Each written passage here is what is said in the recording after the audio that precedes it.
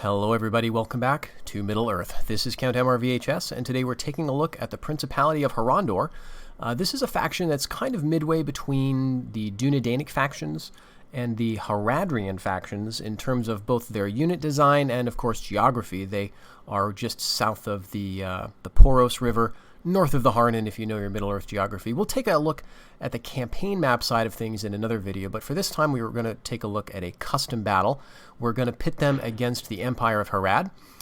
This is because Harad is very likely to be your major enemy for the first two-thirds of the campaign, probably. And so let's take a look at what Harondor has to offer. We've set this army up with a general of Harondor retainers. These are the family members that you will find in the campaign. Fantastic unit. Very strong defense. Great charge bonus. They've got spears, and they also have swords as a secondary weapon. And very notably, they frighten the nearby enemy. So this is a fear-causing unit and the only such unit in your roster. I've also gone with a lot of Plainsman-mounted skirmishers. These are a fairly unique unit for the mod. There's not a lot of skirmish cav that I can think of. Rohan has a unit, but yeah, Jav cav is fairly limited, and Harondor has a lot of them. These are tier 2, so they're very easy to come by as Harondor. They're fairly cheap in upkeep. They're fast. And they're surprisingly robust in melee. So one thing to keep in mind is if you want to get the most use out of them, you want to bring more than just 2 units, because you want to group them in say groups of 3 or 4, depending on how many you have, and use them to really take a commanding position on the flanks or in the rear of the enemy, where they can be most useful.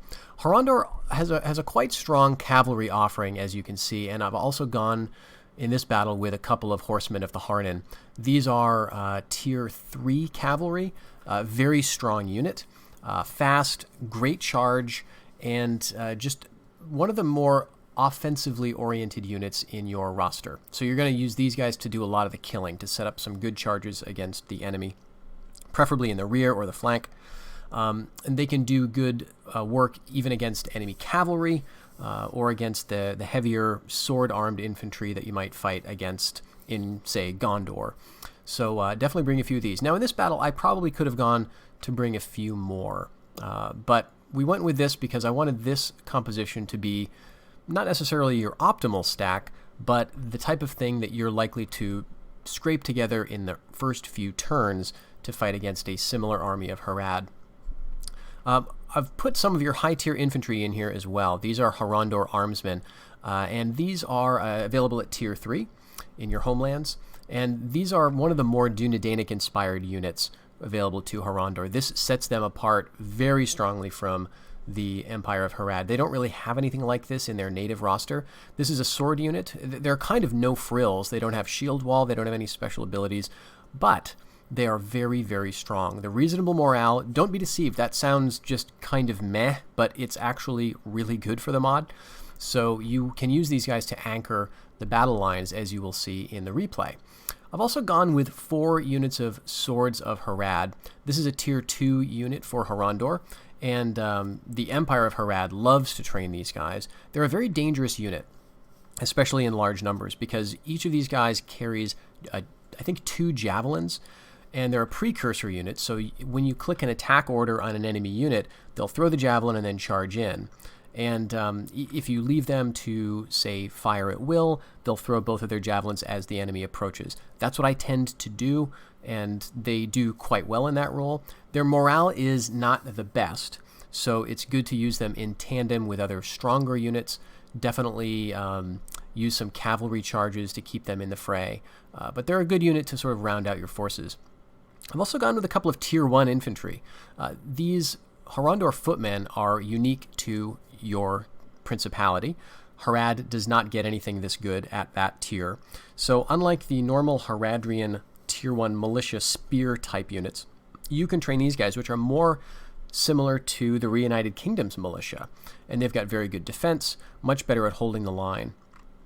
I've also gone with 3 units of archers. These are a tier 3 for you. So Harad gets these guys as well, and they're a quite robust archer unit. They are not longbowmen by any means, but they can use flaming arrows, and that gives them a bit of a buff against the enemy morale. There's a few units here that I didn't pick this time for various reasons. The ballistas, these are a good unit to have. Harad, I don't think, can train any siege weapons on the battlefield. So this is, again, representative of the more Dunedainic influence that's available to your principality. So these are good, more for a siege scenario. They're not the troop killers that the catapults are, but good for ending a siege quickly. In the late game, at Tier 4, you can train Harondor Outriders, which are in some ways an upgrade to the mounted skirmishers. They also have javelins, they have swords as a secondary weapon, a lot better defense. So these you can use more in melee, though their numbers are lower. So I might go with a couple units, maybe 4 of these in an army. In an all-cav stack, which Harondor can definitely pull off, as long as you've got the funds to afford it, these are a great buy. There are Haradwaith Riders that you also get at Tier 2. I didn't pick any here. The Plainsman Mounted Skirmishers are also a Tier 2 unit, and I find them more interesting. The skirmishing ability is arguably more useful. But these guys should not be underestimated. They have very low defense. As you can tell, they've got essentially no armor. But don't be deceived by their low attack. They've got a decent charge bonus. They don't have spears, so that's going to hurt their charge a little bit. But they've got large enough unit sizes that they can swarm the enemy, and you can assemble these guys fairly quickly and cheaply. So they can perform surprisingly well. Similarly, I didn't go with any Harondor Skirmishers. These are one of the weaker skirmish units in the game in that they do not have a shield, so their defenses are consequently going to be low. Of course, you don't use skirmishers in a melee type of situation, and I do train these guys quite a lot. They see a lot of garrison duty in my armies, in my cities, I should say, because they have such low upkeep. It's very cost-effective to do that. We also have Retainer Spearmen and Retainer Swordsmen. Now, these are available in other regions outside of your homelands. The Retainer Spearmen, you can probably tell, are very similar to the Spears of the Serpent that Harad can train, and you can train these guys yourself if you conquer lands in Umbar, which is the coastal region to the south of your starting position. These are in some ways, an upgrade to your Harondor Footmen, of course. They are the only really solid spearmen you can train apart from these guys, so they're a solid upgrade, good all-rounders. The Retainer Swordsmen are available in the other direction, so in Gondor's lands, and these take after the men-at-arms that you can see fielded by the Reunited Kingdom. So they've got, again, good morale, shield wall capability, a bit smaller unit size, but that would make them really well-suited to defending, let's say, a siege type of scenario. So we're going to load up the custom battle here. And what I did is I pitched them against the Empire of Harad with a fairly straightforward early game Harad setup. I did not opt to include any Mumakil in this battle, and that is just because, well, if you play your cards right, you do not need to fight any Mumakil at all. So I've gone in that direction. Now, when we look at the campaign video, we will go into more detail about that. But early game, you're not likely to face Mumakil in a 20 stack versus 20 stack kind of scenario. So we're setting up here, and let's take a look at our formations. So I've gone with our 3 units of plainman mounted skirmishers on each wing. And again, it's important to keep them together so they can, help each other. Very low armor, but those javelins are going to really help them. Once they've exhausted their javelins, they're going to switch over to large knives in battle knives, but they do have shields, and they've got large enough numbers to be effective. I'm rushing my archers forward at the moment. These are my archers of Harad, to attack the AI army's own archers, which they are advancing. You can usually win these archer fights even if you're outnumbered, as I am here. Harad, I gave them 2 units of archers of Harad. Again, these are basically the same as our own, as well as 2 units of these Corsair archers, because Harad does have these guys already trained at the very beginning of the campaign. So we're going to win this archer fight, and sort of to get the battle going, I can see that Harad is going to advance up this gentle slope, so I'm sending my mounted skirmishers on the left forward to kind of disrupt their own archers and also start getting some shots in against these swordsmen. I've given 6 units of Swords of Harad to the Empire. In reality, you may see as many as 10 or 12 or even more of these in any given army, which can be both a blessing and a curse. But we also see a unit of Scarlet Shields. These are a very strong, high-tier cavalry unit. But my skirmishers, which are now targeting them, are going to deal some losses here. And we're also setting up my Horsemen of the Harnan, which are those lancers, so that we can attack them as they approach. Here you can see the javelins now doing their work. And when my Horsemen of the Harnan are ready to charge in, we will make short work of this superior cavalry unit. Now the problem when facing Harad is that they do like to swarm. They tend to have an advantage in numbers, not necessarily an advantage in troop quality, so they're sending in pretty much all their men. I gave them 2 or 4 units of Corsairs of Umbar in this army, I can't quite remember. But again, this is a pretty good unit, except for the lack of shields, so they're not going to do too well in the long run. You can see they're charging in spearmen, so I do see that and managed to get my Horsemen of the Harnan out. One of the challenges with playing Harondor is managing your micro. As you can see, there's a lot going on in this fight.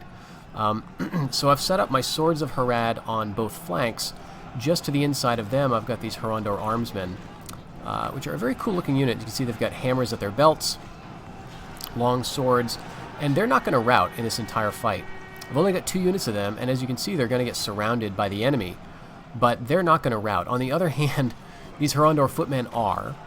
I've put them in the center, and they're doing quite well against some better troops, but they're simply not going to be able to hold out much longer. On the right, I'm doing okay. Swords of Harad, as well as Corsairs, are attacking me, but I'm able to get the better of them thanks to my general, as well as my Harondor Armsmen. So that general's turning around.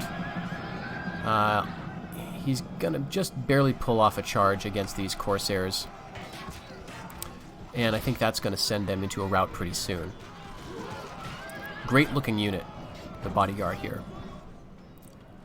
So you can see things not going well in the center. The Haradrian troops have pushed through, but the Harondor Armsmen are still doing well, winning easily despite being almost completely surrounded.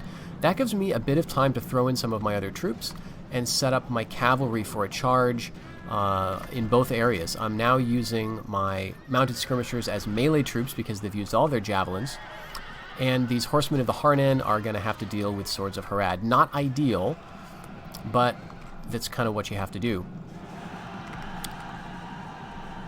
In the rear, I've managed to swing my right wing of skirmishers around to take out the archers that are hanging out in the back. But of course the AI general is going to want to interrupt that, and he is going to get a few shots in. This is a Serpent Black unit, which is the family member unit for the Empire of Harad. Now the thing about this unit is it is pretty decent. It causes fear. As you can tell, my men are intimidated by the nearby enemy. But it does not have the best defense. There's no shield that they're wielding. So we are actually going to get the better of this fight, surprisingly. This is just a Tier 2 Plainsman-mounted skirmisher unit, but with a combination of the javelin fire and the numbers, we can actually swamp this unit of the Serpent Black. You can see now they're breaking, and they're going to fall pretty soon here. So it's now just a matter of cleaning up all of the routers. As the general routs, the entire rest of the force is gone. And there goes the general. So that's another advantage to those skirmishers. If you have enough of them, they can do very well in multiple roles. And one of those is, of course, chasing down the enemy general when he's in a rout. A lot of the AI generals are going to be cavalry units, and it can be very frustrating trying to chase them with melee cav. But these skirmishers are usually fast enough to catch them if they're not too tired. So that can turn your tactical victory into a strategic one, because that enemy general is not going to return to the rest of his forces. So let's take a look at the statistics here and see how everybody did. A lot of kills by those Harondor retainers. That's not a surprise. Again, they have a great charge, and if you can set up those charges repeatedly to the rear, then you're going to do very well with them. The mounted skirmishers did well for what they needed to do. I don't see any outstanding kill numbers here, but they certainly were able to weaken the enemy on both wings and able to deal with the enemy general, which was very helpful. Horsemen of the Harnan did quite well. A lot of casualties inflicted for them, and the Swords of Harad also. The Harondor footmen, of course, ended up routing, so they didn't do too well in this fight. The armsmen are the heroes in a lot of ways, because if I hadn't brought those 2 units, if I'd gone instead with a couple more units of Swords of Harad, I would have had a mass rout on my hands. There just wasn't enough of the staying power of those other units. And so that's a sort of a nod or a hint at maybe taking a few more of these guys. Another unit that I wish I had more of in this battle was Horsemen of the Harnan. Again, I could have gotten a lot fewer losses on them. I probably would have had 2 wings of them, 2 on one flank, 2 on the other, and then I would have had to, I would have had to micromanage even more. But it worked out pretty well in the end. So I hope this has been entertaining to some extent. This is the type of army that you're likely to fight with in the early years of a Harondor campaign, and it's facing the type of enemy in Harad that you're likely to see. And it's possible to do quite well, even with a lot of relatively low-tier units, but it is going to tax your micromanaging ability, especially if, like me, you prefer not to use the pause button. Coming up, we're going to have a video on the campaign situation for Harondor, so stay tuned for that, and thank you very much for watching. Have a great day, everybody.